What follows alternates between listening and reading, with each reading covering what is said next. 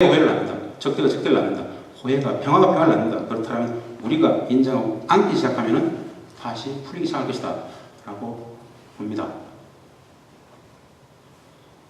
개성공단에서 20수년 북한 통일 문제를, 북한 체제를 연구했던 학자 입장에서 5년간 청와대에서 대북 정책을 하고 차관복급에서 수많은 협상을 했던 그 신분으로 다시 개성공단 가서 4년간 체류하면서 만났던 북측에 대한 이미지들에 대해서 그냥 어느 날 제가 한번 써봤던 글들을 말씀을 드리고 진행할까 합니다. 만나보고 대화해보라. 눈과 눈이 마주쳐 엉켜지고 가슴과 가슴이 만나 서로 이야기 될 때 그들의 진심이 어렵지 않게 온전히 느껴질 때 지난 세월이 서러워 눈물만 나더라. 그간의 오해와 절시, 왜곡과 비난이 민망하고 낯뜨거워 얼굴을 들 수가 없더라. 여전히 그 모두를 부정하는 엄혹한 분단체제의 일상적 왜곡과 오도, 그 무지몽매한 적대가 두렵고 서러워 어찌할 바를 모르겠더라. 그 모든 것이 미안하고 미안해서 수많은 밤들을 불면의 하얀 밤들로 지새우게 되더라. 지금도 분단은 천만금 무게로 우리의 눈과 가슴, 마음과 머리를 짓누르고 있다. 평화가 분단에 압도당하고 있다. 진실이 거짓에 압도당하고 있다. 거짓을 강제하는 분단, 분단이 가진 총체적 북한 문제가 문제다. 아는 만큼 보인다. 보이는 만큼 느끼고 느끼는 만큼 사랑할 수 있다. 결국 알아야 한다. 북을 알아야 한다. 북을 알면 이미 평화다. 이미 통일이다. 진리가 우리를 자유케 하리라. 진리가 우리를 평화로 행복케 하리라. 여러분 어떻습니까? 교회잖아요. 요한복음에 진리가 너를 자유케 하리라 라는 문구가 있더라고요. 저는 교회는 아닙니다. 북한 문제를 연구하면서 늘 마주치게 되는 게 실제와 내가 맞닥뜨리고 내가 밝히고 있는 현실 속에서 실제와 연구를 통해서 만나게 되는 진실과의 이 괴리적 간극은 참으로 엄청납니다. 늘 힘듭니다, 사실. 근데 결국 내가 행복해지기 위해서, 우리가 행복해지기 위해서 나를 버틸 수 있는 힘은 결국 진리라는 것입니다. 사실은 간단치 않습니다. 매우 간단치 않습니다.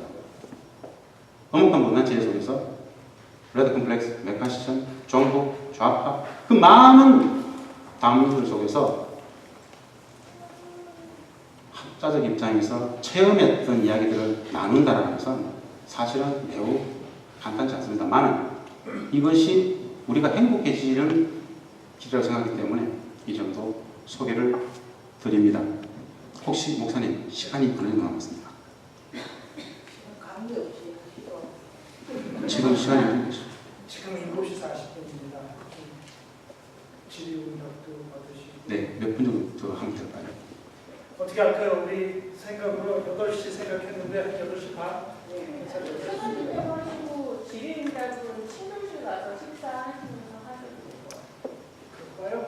그래서 계획해서 계속 마음대로 하시고 예, 예, 마음대로 빨리 끝내겠습니다.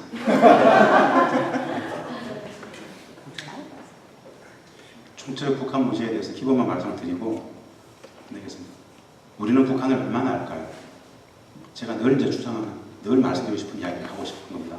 북맹이라고 합니다. 총체적 북맹, 문맹, 금맹 다 노력하면 되죠. 북맹은 적대적 분단체제 속에서 개인이 노력한다고 해서 사실 어렵습니다. 그래서 구조입니다. 분단 구조이고 분단 체제입니다. 이건 어딘가에 존재하는 무언가 사물 하나를 내가 몰랐던 어디 존재했던 것을 발견하는 그런 영역이 아닙니다. 저 체제가 어떻게 작동하는지를 알아간다는 것은 매우 전문적인 영역입니다. 누구나 자기 프레임에 갇혀서 삽니다. 기본적인 내 삶의 양식이 있습니다. 내 진선미의 기준이 있습니다. 이것을 내려놓고 북측을 이해한다는 것은 정말 어렵습니다. 제가 이 말을 왜 이렇게 간절히 드리는 줄 아세요? 대한민국에서 북측과 가장 많은 협상을 했던 사람입니다. 횟수로 치면 압도적으로 많죠. 협상장에서 저는 북한학자였던 저는 고위 관료를 지냈던 저는 협상장에서 초기에 매일 실수했습니다. 학자였던 북한 학을 연구했던 학자인 제가 협상장에 이렇게 얘기합니다. 친해지면 이렇게 얘기할 수 있습니다. 야, 이게 상식적으로 말이 되냐? 라고 얘기할 수 있지 않겠습니까? 엄청나게 큰 실수하는 거죠. 분명히 북측 그렇게 얘기합니다, 저한테. 김부장 선생의 상식은 누구의 상식이요? 맞죠? 내 상식이죠. 우리들 상식이었습니다. 야, 그게, 그래. 그 내 상식인데. 아, 이게 보편적으로 말이 안 되잖아. 그 보편은 누구의 보편이에요? 이렇게 얘기합니다. 제 삶을 걸고 하는 이야기들을 단순화시켜버려요. 이 협상장에서 이거 밀리면 안 되는 겁니다. 밀리면 차라리 깽판을 쳐서 판토를 내더라도 밀리면 안 되는 겁니다. 그럼 저렇게 이렇게 얘기해요. 야, 중국 사회주의 봐라. 베트남 사회주의 봐라. 내가 다 가봤지만 이게 글로벌 스탠다드 관점에서 이게 말이 안 되잖아. 저는 이제 다수의 힘으로서 압도하고 싶은 거예요. 북측 협상의 파트너도 그렇게 합니다. 그 글로벌은 누구의 글로벌이야? 이렇게 얘기합니다. 혼자서 이런 생각을 해봅니다.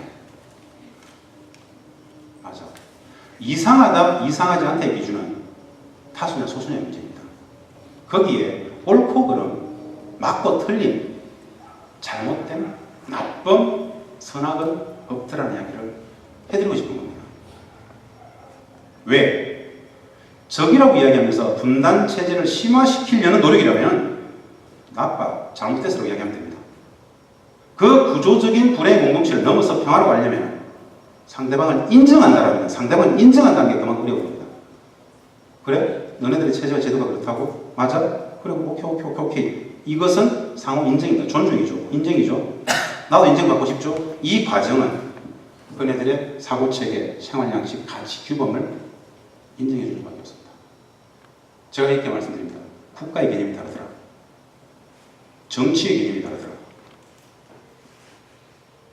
예를 들어서 우리 자본주의 경제 질서의 가장 기본 단위가 뭐죠? 사람의 노동입니다. 노동. 사람의 노동이죠. 사람의 노동은 말입니다. 우리 자본주의 경제에 있어서는 이렇게 개념을 짓습니다. 임금과 가치에 교환되는 개념으로 봅니다. 그것이 경제의 기본 단위지 않습니까? 그렇죠? 그런데 북측 사회주의 경제에 있어서 말입니다. 사람의 노동을 임금과 가치에 교환되는 개념으로 보지 않습니다. 사람의 노동을 돈으로 환산하는 행위 자체를 매우 좀 저열하게 봐요. 저열하게. 3시간 동안 노동에서 협상을 막 했어요.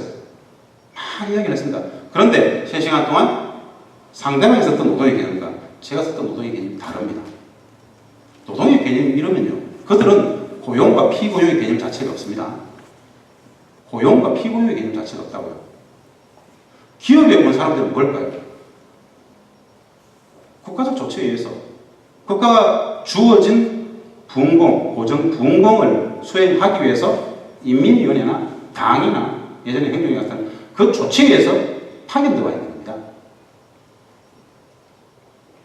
이 그네들의 기존 이 시스템, 우리가 추구하는 이 시스템의 차이와 다름이 있다는 것이죠. 이것을 이해하고 인정하지 않으면 매일 싸웁니다. 다름을 제가 말씀드리고 싶습니다. 그 다름을. 그래서 제가 분단은 북한을 구조적 무지와 체제적 왜곡의 영역으로 만들더라. 그럴 수밖에 없습니다. 뭐 분단이니까요. 분단 자체가 적대적이라는 것을 내포하고 있습니다. 적이니까. 적일 수밖에 없으니까. 구조적으로 무지, 체제 왜곡할 수밖에 없습니다. 국익적 관점에서. 북한을 모르고 남북관계 이야기할 수 있겠는가? 남북관계를 제대로 이야기하려면 평화를 이야기하고 안보를 이야기하고 대북 정책을 이야기하려면 기본 상수인 북을 제대로 갈아야 됩니다. 알자는 것이죠. 평화담도 없다. 북한학은 과학인가 정치인가? 전 북한학자입니다. 참 슬프지만 북한학은 과학일까요? 1 더하기 1은 2가 되는 물리학적, 수학적인 과학일까요? 아니면 정치의 얘기일까요? 상상해 보겠습니다. 엄혹한 분단체제는 실제하는, 존재하는 북측의 이야기를 제대로 이야기할 수 있을까요? 하게 할까요? 불편하죠. 그래서 북한학은 과학이 아니다라고 얘기하고 있습니다. 실제로 그렇습니다. 엄청난 자괴감이 있죠. 북한 관련 보도는 어떨까요? 북한 관련 보도는 어떨까요? 여러분, 2014년도 세월호 사건이 있었죠. 세월호 사건이 있었을 때 처음 우리 사회에 나왔던 신조어가 하나 있습니다. 바로 기레기란 말이 있었어요. 기레기 아시죠? 기사 쓰레기란 말 그때 막 나오기 시작했습니다. 왜 기레기란 말이 나왔죠? 세월호 사건과 관련해가지고 보도들을 보니까 제대로 보도 안 하는 것 같다. 뭐 이런 거였잖아요. 그런데 똑같은 내용 말입니다. 그렇게 본다라면 1980년 광주가 있습니다. 광주 사태, 광주 폭동이라고 했습니다. 그 광주 사태와 광주 폭동이 광주 민주운동이 되기까지 몇 년이 걸렸을까요?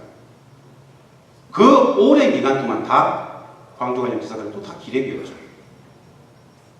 똑같은 예로 본다라면 적부적 분단 체제 속에서 북한 관련 모든 기사들은 어떨 것 같습니까? 대부분의 기사들은 그 기레기부터 자족지 못합니다. 사실 남북 관계 사이에 대해서는 정확히 쓸 수 있습니다만 북을 모르면 내 기준에서 쓸 수밖에 없다라면 역지사실 관점에서 안 된다라면 내가 막 쓰긴 했는데 이게 실제인지 아닌지 잘 모릅니다. 그래서 오도일 가능성이 매우 높다는 것이죠. 근데 우리는 그것을 기정사실화하죠. 이 간극이 참 큽니다. 제가 개성공단을 말씀드렸지 않습니까? 재밌는 말씀 하나 드리면요. 개성공단에 근무하는 남측 주재원들의 가장 큰 고민이 뭔지 아세요? 개성공단에 근무하는 남측 주재원들의 가장 큰 고민, 풀 수 없는 고민, 미치는 고민이 하나 있습니다. 무엇일 것 같아요?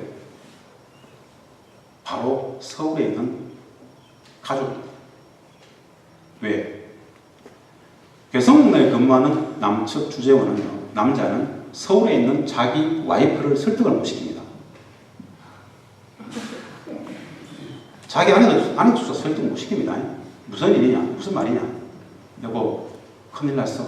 언론에 보니까, 보도에 보니까 억류, 인지라 큰일 났대. 빨리 나와. 돈도 필요 없어. 사직서 쓰고 나와. 개성공단 10년 정도 근무한 사람은 이렇게 얘기합니다. 여보, 미쳤나 좀. 아직도 모르겠나? 남편 말을 믿어. 그런 게 없어. 여보, 웃기지 마. 큰일 나. 뭐 지금 난 다 싫어. 무조건 나와. 밤마다 울며 차라리 헤어지자. 좀 됐다. 계속 이 상황과 관련해서 개성에 근무하는 남측의 주재원은 자기 마누라를 설득을 못 시킵니다. 자, 여기서 팩트 하나. 개성공단 그 주재원은 실제로 억류 인질화의 가능성이 있음에도 불구하고 그렇게 이야기했을까요? 아니면 개성공단에서 5년 이상만 근무하면 됩니다. 누가 가르쳐 주지 않아도 압니다. 억류 인질화 한숨 푹 쉽니다.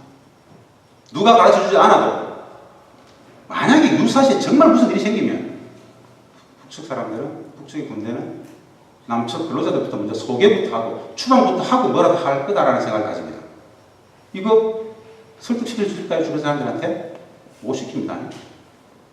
웃기는 소리 하지 마요. 자기 친구한테 말도 못하고 자기 와이프한테도 설득을 못 시켜요. 이 말씀을 제가 왜 드리느냐? 분단의 간격이 그만큼 큰 겁니다. 예? 자기 마누라도 설득을 못 시키면서 무슨 설명이 되겠습니까? 팩트는 뭘까요? 이 간격은 정말 큰 겁니다. 무엇이 실제이고 무엇이 진실일까요? 예? 이게 분단체제가 양산하는 적대 문화죠. 실제는 판단에 맡겼습니다. 개성공단에 근무했던 모든 사람들은 억류 인질의 발언이 나올 때마다 사실은 안에서 북측 근로자를 만나면, 북측 관료들을 만나면 내심 속으로 미안함이 없지 않습니다. 실제. 모멸감이죠, 모멸감. 북측 이렇게 해야 그냥 억류 인질화 가능성이 있다고 생각해도 다 데리고 나가라 지금. 그 정도의 신뢰를 가지고 무슨 사업을 하냐? 다 데리고 나가. 할 필요 없어. 당신들 다 나가시오. 당신 정부는 유사시에 우리가 당신들 억류할 가능성이 있다고 또 이렇게 언론에 냈기 때문에 우리는 더 이상 일 필요 없어. 나가시오. 이 사건이 바로 2013년 6개월 동안 문 닫았던 사건입니다. 북측 안 나가니까, 남측 주전들이 안 나가니까 북측이 어떻게 했을까? 북측 그거자를 철수시켜버렸잖아요. 필요 없어. 안 해. 이 간격을 어떻게 배울까요? 우리는 법률인지를 할 수 있다고 보지 않습니까? 유사시 할 수 있다고 보지 않습니까? 그들은 자기들한테 대한 모독이라고 얘기해요. 무엇이 실제일까요? 실제는 잘 모르겠습니다만 이 간격을 어떻게 배울 수 있을까요? 적대적 분단체제는 못 배웁니다. 우리 사회의 북한에 대한 인식관점 유형 6가지 제가 말씀드립니다. 첫 번째, 적대적 관점. 당연하죠. 적대적 분단체제니까 적대적 관점 맞습니다. 두 번째, 대립적 관점. 대결주의 관점입니다. 세 번째, 비교적 관점. 무조건 비교해보고 맙니다. 맹목적으로 비교하죠. 하다못해 뭐 금강산과 설악산이 어디가 있구나 뭐 이런 거 비교합니다. 일단 남과 북은 비교해봐야 됩니다. 사실은 남북뿐 아니라 뭐 우리 다 비교당하면서 성장했습니다. 항상 비교당하죠. 근데 비교 안 해도 될 만한 것들도 무조건 비교하고 봅니다. 무슨 관점을 비교할까요? 경제적 관점. 경제결정론. 잘 사나? 잘 사나? 저는 대구 경북이 제 시골 고향이 시골인데요. 북녘에 다닐 때 어머니가 항상 이렇게 얘기했어요. 집에 어릴 때 친구를 집에 데리고 가면은 친구가 꼭 가고 나면 물어요. 야야, 자집은 잘 사나?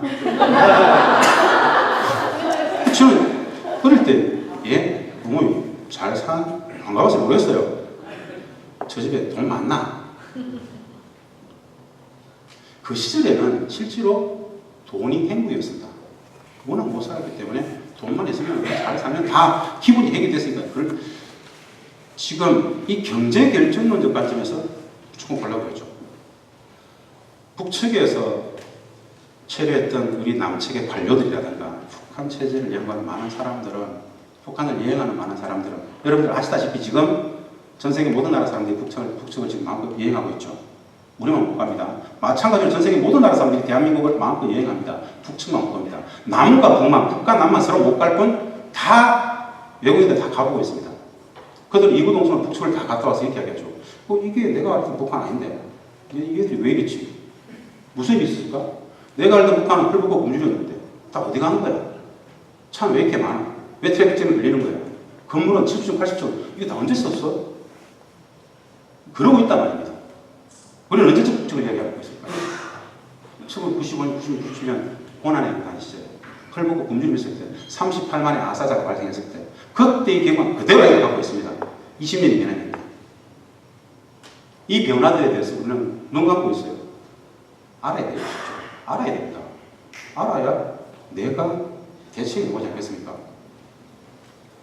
경제적 관점. 일반화의 원리. 일반화 원리는 뭐죠, 여러분? 자신의 경험을 일반화시키는 겁니다. 일반화의 오류와 관련해서 참 여러 많은 이야기를 들을 수 있는 게 이런 거예요. 대한민국, 우리가 못나고 있는, 저만 못나고 있나요? 쉽게 얘기해요. 우리가 못나고 있는 이 대한민국 같은 경우에 하루에 42명이 스스로 목숨을 끊습니다. 하루에 42명이 스스로 자살을 하게 되면 400여 명, 4천여 명은 그 언저리를 배회하다가 돌아오지 않았을까요? 근데 42명이 자살하는 건 팩트 맞습니다. 팩트예요. 그러나 이 42명이 대한민국을 대표하는 일반과 보편일까요? 아니잖아요. 그렇지 않습니까? 팩트이긴 하지만 그것이 대한민국 전체를 설명하지 않잖아요. 이게 일반화의 원리라는 것이죠. 서울역이나 을지로, 종로상가, 종각 저녁 7시만 돼보십시오. 인산이를 이룹니다. 노숙자분들. 참 슬프죠. 그 노숙자분들이 대한민국을 대표하는 일반입니까? 아니죠. 특수입니다. 우리가 북측을 바라볼 때 일반은 우리가 그런 겁니다. 1990년대 고난의 하는 시절에 엄혹했던 경제난, 식량난, 에너지난의 그 사진들을 그대로 계속 틀어제끼면서 아직도 그럴 것이라고 생각한다면 오산이라는 것이죠. 일반의 오류가 그만큼 무섭습니다. 과학적 인식이 필요합니다. 과학도 필요 없습니다. 실제하는 걸 보면 됩니다. 유튜브도 보십시오. 예? 유튜브도 보십시오. 구글에서 노스프레 쳐보세요. 어떤 일들이 벌어지고 있는지. 왜? 관심 가져야 됩니다. 실제하는 한쪽이니까요. 제가 일반적으로 경제적까지 우리 기준까지 말씀드렸습니다. 아까 우리 기준까지 말씀드렸습니다. 상식은 내 상식이더라. 보편은 내 보편이더라. 다르더라. 가치규범, 진선미의 기준, 생활양식 이 많이 다르더라. 이 적대적, 대립적, 비교적 우리 기준의 경제적 일반의 오류라는 이 6가지의 인식을 가지고 국책을 봅니다. 안 보입니다. 안 보입니다. 실제로. 그런데 우리는 이것을 이렇게 보도록 늘 훈련받았어요. 교육받았어요. 구조화되어 있죠. 이것을 제외한 또 다른 시각이 있을 수 있을까요? 북에 대한 인식 속에서 있을 수 있을까요? 이 전체를 이 6가지 인식을 압도하는 인식이 있습니다. 뭘까요? 사실은 무관심입니다. 북에 대해서 무관심합니다. 이제 심각하죠. 정치의 주체, 정치의 객체, 정치의 목적이 국민들로부터 탈정치화되는 것처럼 우리 삶의 기본이 분단을 평화가 있는 통일 문제를 국민들로부터 매우 많이 이탈시키고 있습니다. 그 기본이 저 찌질한 것들, 저 나쁜 용서받지 못할 극복해야 될 찌질한 북한이라는 이미지를 더 세워놓고 저것들은 민족도 아니야 라는 담론들을 양산시킵니다. 비극입니다. 여러분, 민족의 통일이라고 해서 말입니다. 단순합니다.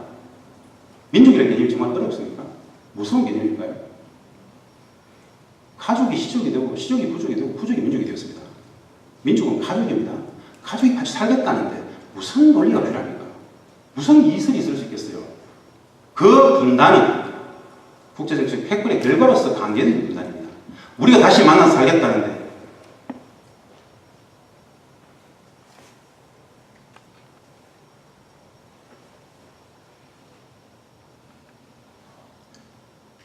희야의 성도, 이 성도